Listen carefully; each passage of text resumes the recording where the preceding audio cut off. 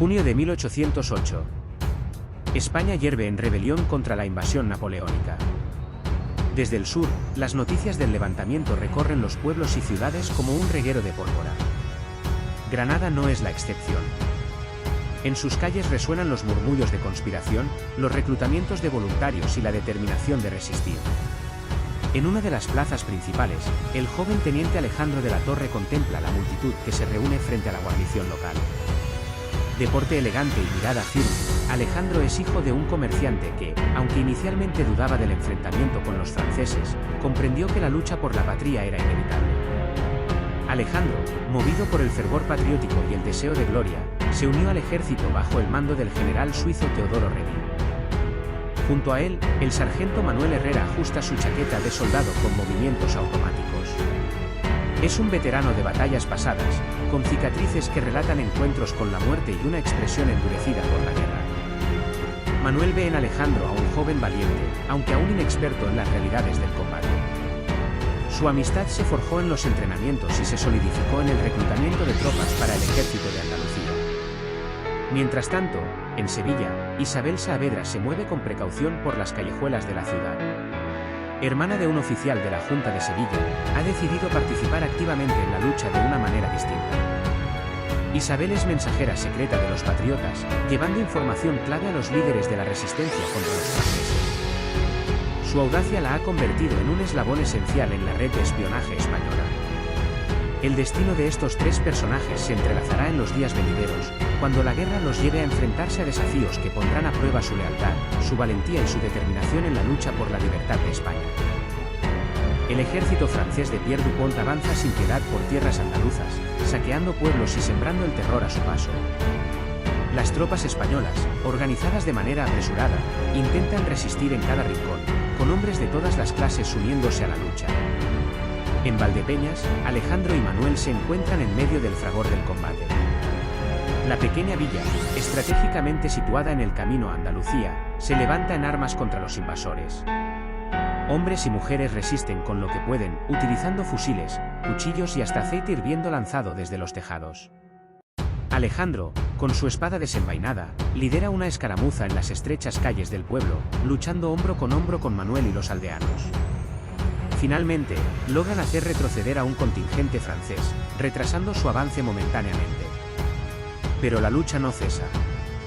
Siguiendo órdenes del alto mando, Alejandro y Manuel parten hacia Córdoba, donde la situación es aún más desesperada. Llegan el 13 de junio y encuentran la ciudad sumida en el caos. Las tropas francesas han entrado con furia, arrasando con todo a su paso. Iglesias arden, las casas son saqueadas y el eco de los disparos resuena por las calles empedradas. Alejandro y Manuel, impotentes, contemplan la brutalidad del enemigo. En una plaza, encuentran los cuerpos de ciudadanos ejecutados sumariamente. Una anciana llora junto a los restos de su familia. La escena deja una marca indeleble en sus almas. Manuel, con los puños apretados, murmura entre dientes: esto no puede quedar impune. Alejandro, con la mirada endurecida, asiente. La lucha contra los franceses ya no es solo una misión militar, sino una cuestión de venganza y honor. Esa noche, junto a otros soldados supervivientes, juran no detenerse hasta expulsar a los invasores de su tierra. Con el alma enardecida por la rabia y la determinación, se preparan para la siguiente batalla que los espera en su camino. Desde su cuartel en Utrera, el general Francisco Javier Castaños se sienta ante un mapa de Andalucía junto a Francisco de Saavedra. Ambos discuten la manera de contener y destruir al ejército de Pierre Dupont antes de que logre consolidar su control sobre el sur de España. Consciente de que el enemigo es superior en disciplina y armamento, Castaños decide recurrir a una estrategia de desgaste, ataques sorpresa y bloqueos en los pasos clave de Sierra Morena. Mientras tanto, en el campamento francés, Isabel Saavedra, disfrazada como una mujer del pueblo, recorre las filas enemigas con sigilo. Sus contactos en la resistencia la han llevado hasta allí para obtener información sobre la moral y el estado de los invasores. Descubre que las tropas francesas están agotadas, hambrientas y desanimadas por la falta de refuerzos. La escasez de provisiones y el calor sofocante están cobrando un alto precio en la moral de los soldados de Dupont. Isabel consigue infiltrarse en una conversación entre oficiales franceses y confirma que la falta de suministros es una debilidad que los españoles pueden aprovechar. Esa misma noche, logra contactar con el guerrillero Tomás el Zorro, un líder audaz y astuto que ha estado hostigando a los franceses con ataques relámpago en caminos y convoys de abastecimiento. A través de un mensaje cifrado, Isabel envía la información a Teodoro Redín, asegurándose de que el general sepa cómo debilitar aún más a los franceses antes de la gran batalla. Con esta valiosa información, Castaños ordena el despliegue de las tropas en distintos frentes, diseñando una maniobra envolvente para atrapar a Dupont en el sur. La estrategia está en marcha, y la guerra en Andalucía está a punto de alcanzar su punto culminante.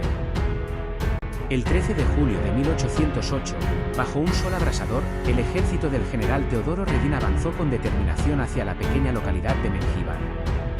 La batalla que estaba por librarse no era solo un enfrentamiento táctico, sino una oportunidad crucial para debilitar al ejército francés de Pierre Dupont, que seguía causando estragos en Andalucía. Con la moral elevada tras los éxitos previos en las escaramuzas contra los franceses, las tropas españolas marchaban firmes, aunque conscientes de que el enemigo aún era fuerte y estaba bien entrenado.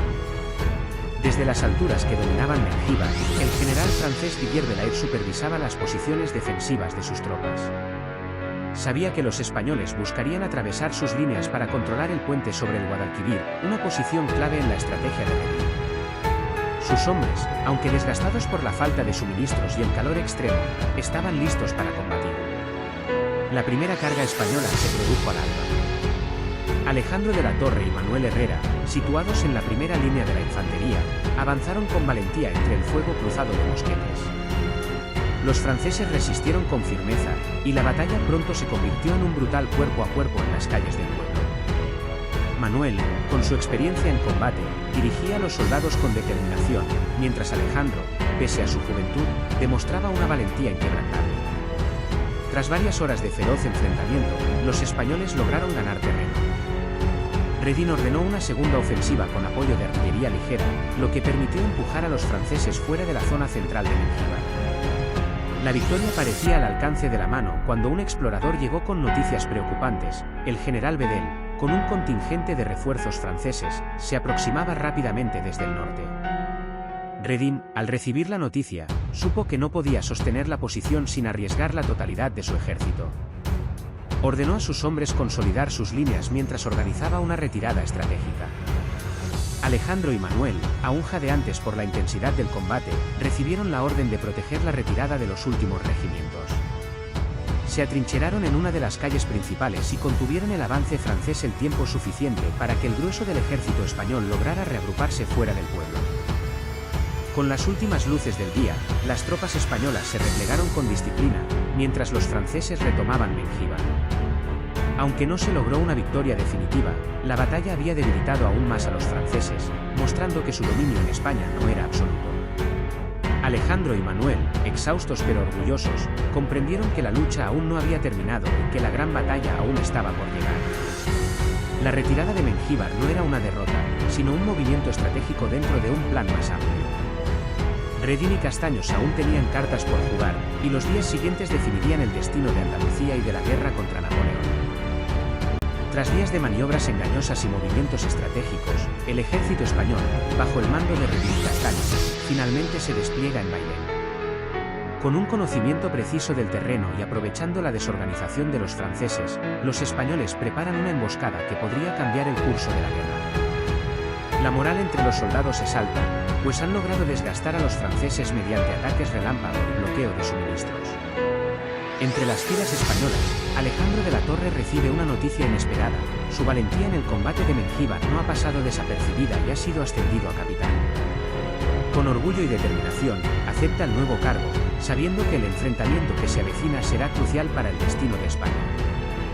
Junto a él, Manuel Herrera sigue al mando de su unidad, preparándose para la inminente batalla. Mientras tanto, en el campamento francés, la situación es desesperada. Las tropas de Pierre Dupont sufren las consecuencias del calor sofocante, la escasez de agua y el agotamiento tras semanas de hostigamiento. La moral de los soldados franceses se encuentra en su punto más bajo, y aquí es donde Isabel Saavedra entra en acción. Infiltrada en el campamento enemigo, la audaz espía esparce rumores entre los soldados, sembrando el miedo y la desconfianza. Susurros sobre una inminente masacre, sobre traiciones dentro del ejército y sobre la imposibilidad de recibir refuerzos comienzan a corroer la moral de los invasores. Dupont, desesperado por salir del cerco y desconocedor de la verdadera posición del enemigo, decide avanzar el 18 de julio en dirección a Bailén. Sin saberlo, marcha directamente a una emboscada perfectamente orquestada. Las tropas españolas, ocultas en posiciones estratégicas, esperan pacientemente la llegada del enemigo. Alejandro y Manuel, al frente de sus hombres, se preparan para la lucha que definirá su destino. El alba del 19 de julio marca el inicio de la batalla. Las tropas francesas, agotadas y debilitadas, se enfrentan a una resistencia feroz. Los españoles, firmes en sus posiciones, ejecutan el plan de Castaños con precisión. El cerco se cierra sobre los franceses, atrapándolos sin posibilidad de escape. La emboscada ha funcionado y la gran victoria de Bailén está en marcha. El 19 de julio de 1808, la batalla de Bailén comienza al amanecer. Bajo un sol abrasador, las tropas españolas se alinean con determinación, listas para resistir los embates del ejército francés. Las posiciones han sido cuidadosamente escogidas para aprovechar la geografía del terreno, y el plan de Castaños está en marcha.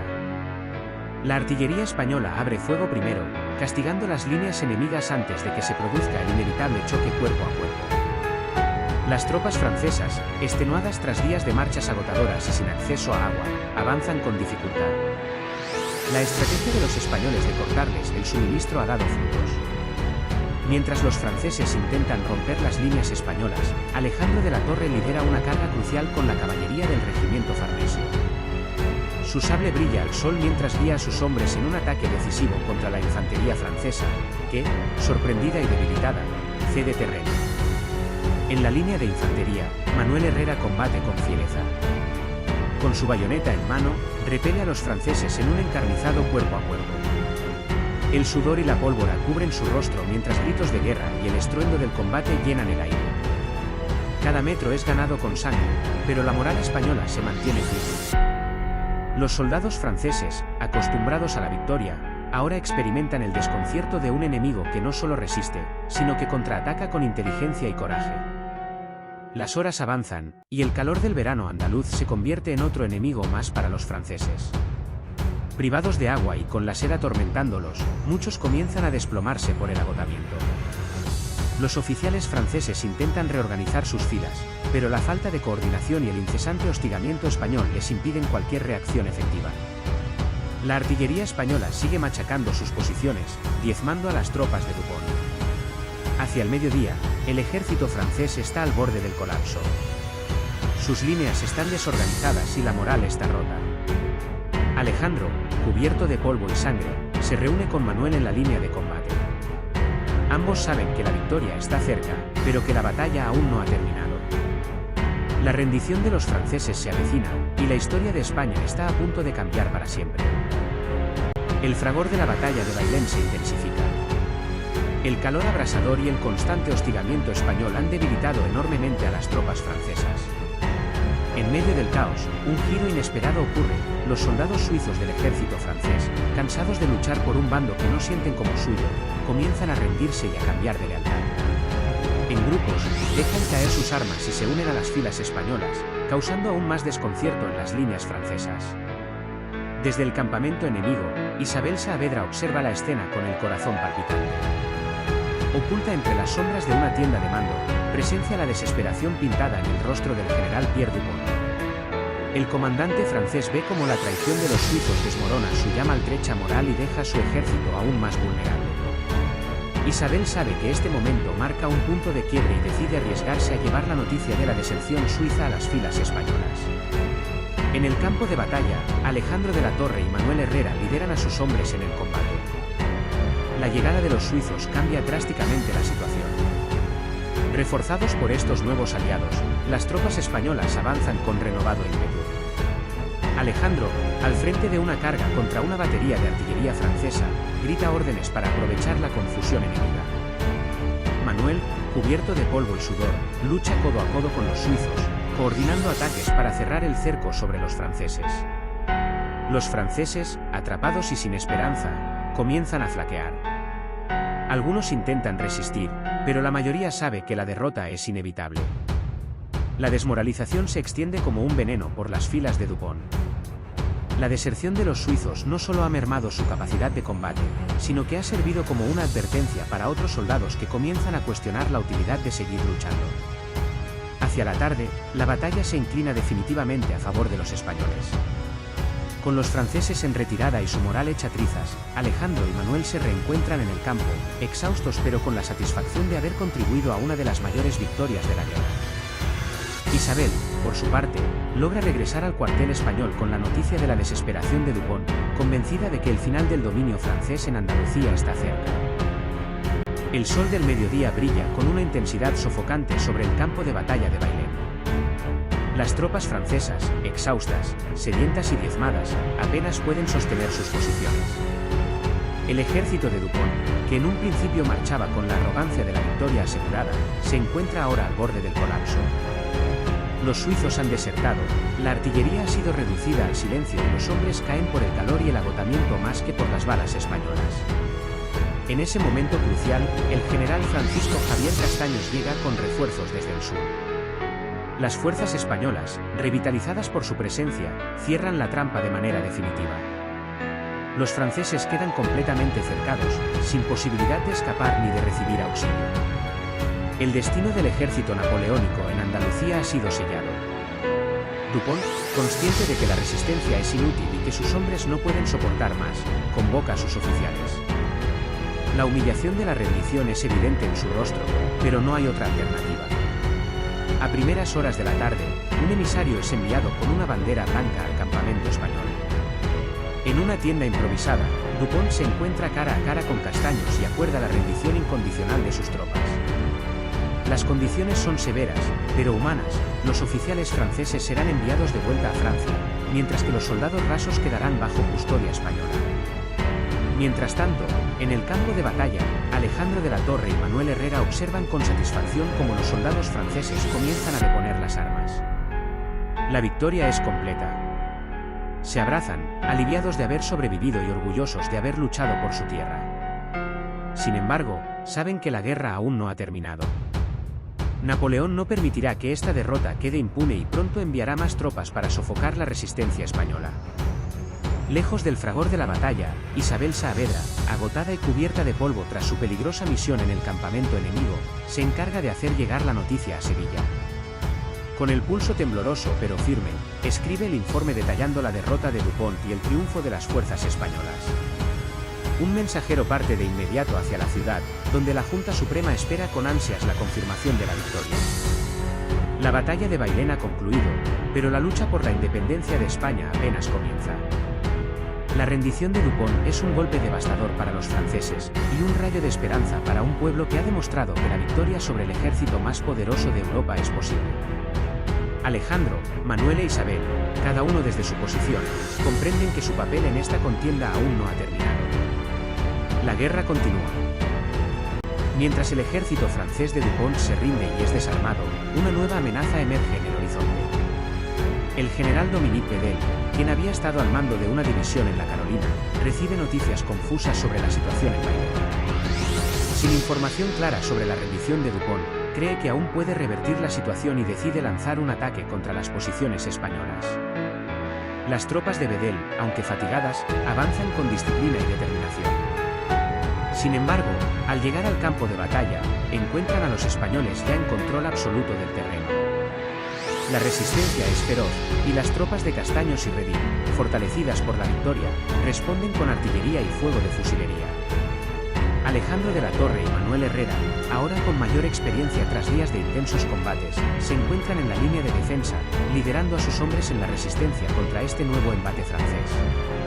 El enfrentamiento dura varias horas, pero finalmente un mensajero logra llegar hasta Bedel con una orden directa: Dupont se ha rendido y cualquier enfrentamiento adicional es inútil. La noticia cae como un balde de agua fría sobre los oficiales franceses, quienes comprenden que continuar la lucha solo conduciría a más pérdidas innecesarias. Bedel, aunque reacio a aceptar la derrota, detiene el ataque y ordena la retirada. Consciente de que quedar atrapado en Bailén significaría la destrucción total de sus fuerzas, Bedel organiza una veloz retirada hacia el norte, con la intención de reagruparse y salvar lo que queda de su ejército. No obstante, Castaños no está dispuesto a permitir que los franceses escapen tan fácilmente.